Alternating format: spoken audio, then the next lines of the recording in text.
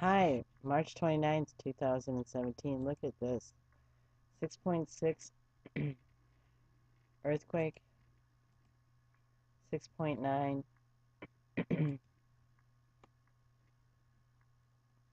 Let's back up so you can see where it's at.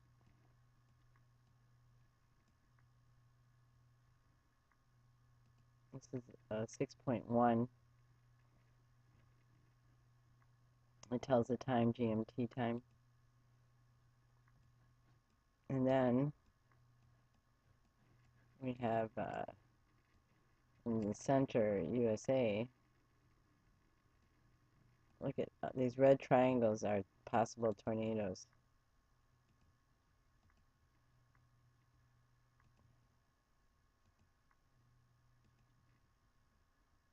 So yikes. There's a 5.3 south of Panama.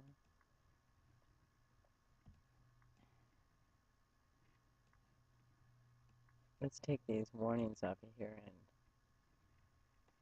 and just look a little. This is quite an interesting weather pattern, the way it goes up and then comes out and curves around here again.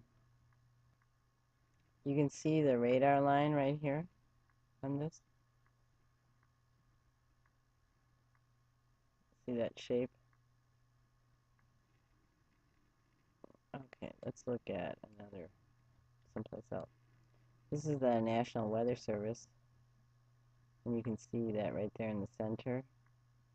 It's also interesting that there's this blob right here. Let's enlarge this. High resolution, loop image. This is Western United States. Okay, let's go over a little more. See this weird blob right here? Let's see how that curves around like that. And you can see a wind pattern right in front of it. And the same with this, it curves around, and that blue, dark blue line is the wind pattern in front of it. But like this radar here is really huge, huge. All these radar are turned on pretty high, checking out the area. But I also feel like that amount of energy influences the atmosphere and does something to this, which seems to intensify it, and every once in a while you'll find that it seems to make it go away. So just looking at that again. That's pretty dangerous for all those people there. But you can see oh shoot, I'm sorry.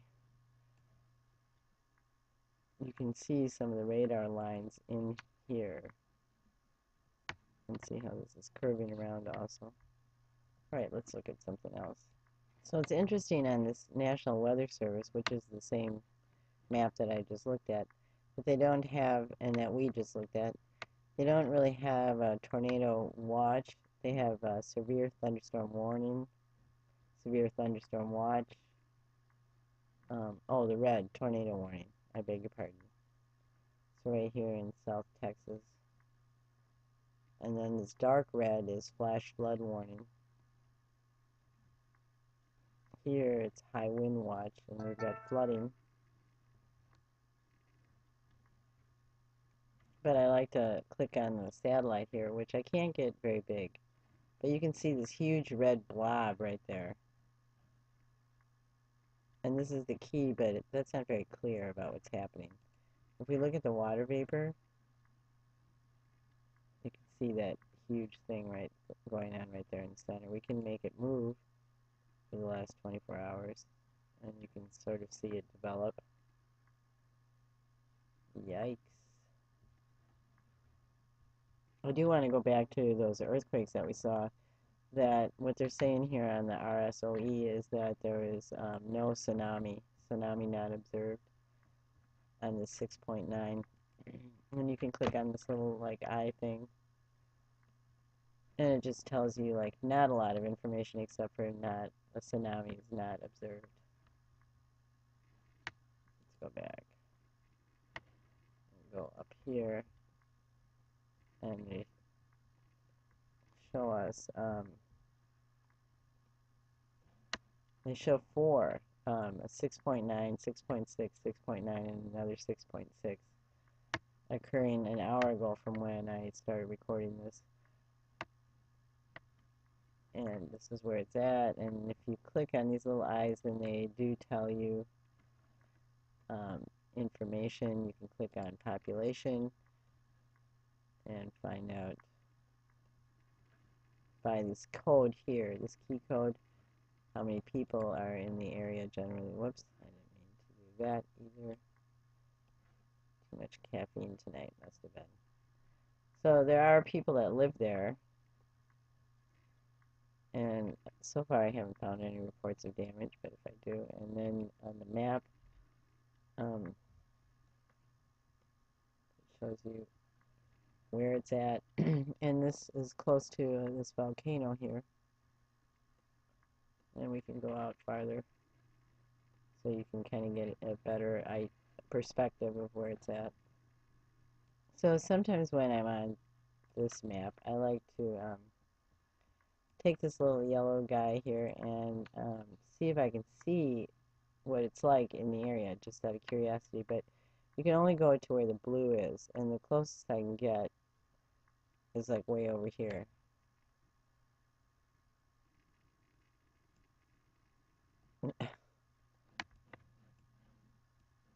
And this is interesting, but it's not exactly right where it's at. And this is the person that took the picture. So we can look at one more area.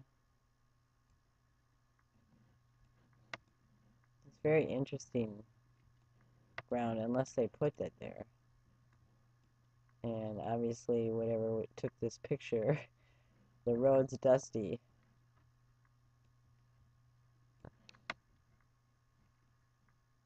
Okay. Okay, so I'm on Wikipedia, Kamchatka Peninsula, where the earthquakes were, right around there. It says that the vast majority of the 322,079 inhabitants are ethnic Russians, but there are also about 13,000 Koryaks. More than half of the population lives in Petropavlovsk/Kamchatsky and nearby Yelezovo. And I totally apologize about that. And this area contains the volcanoes of Kamchatka. So here we're talking about, let's go down just a little bit. Well, they're saying that it's really cold there a lot. But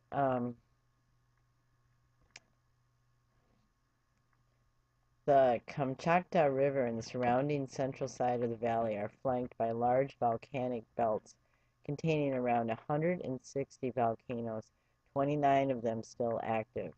The peninsula has a high density of volcanoes and associated volcanic phenomenon, which is really it would be kind of cool to go there in a way. And then farther down here, they talk about the history and exploration, blah, blah, blah, blah, blah, and what lives there. Kamchatka boasts abundant flora. The variable climate promotes different flora zones where tundra and muskeg are dominant, succeeded by grasses, flowering shrubs, and forests of pine, birch, alder, and willow.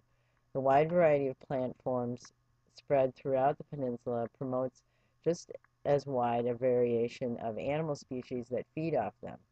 Although Kamchatka is mostly tundra, deciduous and coniferous trees are abundant and forests can be found throughout the peninsula. So here's a picture of a bear, and they're talking about all these different animals that live there. Brown bears, wolf, Siberian lynx, wolverine, sable, otter, stout, um, weasel, sheep, reindeer, moose, rodents, mountain hare, marmot, lemming, squirrel, eagle, golden eagle, salmon fish.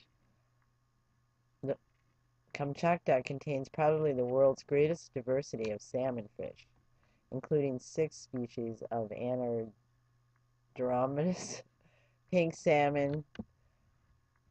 Due to its uniquely suitable environment, biologists estimate that a fifth of all Pacific salmon originates in Kamchatka. This is like a cool place. It would be great to live there. Seabirds, and in the oceans are different whales, humpback, sperm whales, porpoises, fin whales, gray whales. What a beautiful, beautiful area. So, talking about the population of the area, the ethnic Russians and the Koryaks, which I didn't know anything about, so I decided to look. The Koryaks, or Koryak, are an indigenous people of the Russian Far East who live immediately north of the Kamchatka Peninsula in Kamchatka-Kari and inhabit the coastlands of the Bering Sea. The cultural borders of the Koryaks include, I don't know how to pronounce that, Tigilsk in the south and Anadyr Basin in the north.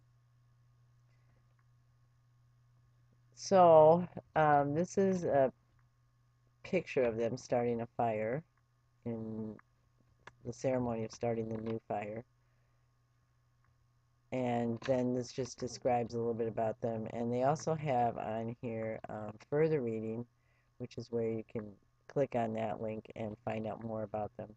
But these people revolved around the reindeer and used reindeer a lot for everything they needed. So the history of them also say that they occupied once a much larger area of Russian Far East until the Evens arrived and pushed them to their present region, and then smallpox epidemic and warfare with the Russian Cossacks reduced their population. So who are the Evens? And this is what some of the women look like. The Evens, formerly known as the Lamonts, a term meaning ocean people, are a people in Siberia and the Russian Far East. They live in some of the regions of the Magadan Oblast and the Kamchatka-Kari in northern parts of Sakha, east of the Lena River. And in the 2002 census, there were 19,071 Evens in Russia. And then here was where they believe they might have migrated from, but believing is not knowing for sure. I do find these kind of things interesting, though. The traditional lodgings of the Evens were conical tents which were covered with animal skins. In southern coastal areas, fish skins were used. Settled Evens used a type of earth and log dugout. Sheds were erected near the dwellings in order to house stocks of frozen fish and meat. It's housing that's similar to a lot of people in different places around the world. And here's a close-up of that picture of the women, the Even women. So I only have about a minute left, and I want to show you this on the College of DuPage, the system. And look at all the radar here.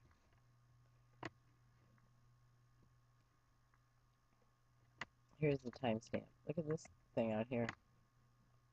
Okay, now I only have a couple minutes, and I want to show you how I believe that it looks like these clouds start from one little spot, like say something that is shooting up off of the ground, okay, and dispersing the water vapor, and then it goes off into a weird pattern. And then let me show you something else. North American Weather Modification Council. Here's one thing. A generator Ground-based cloud seeding generator.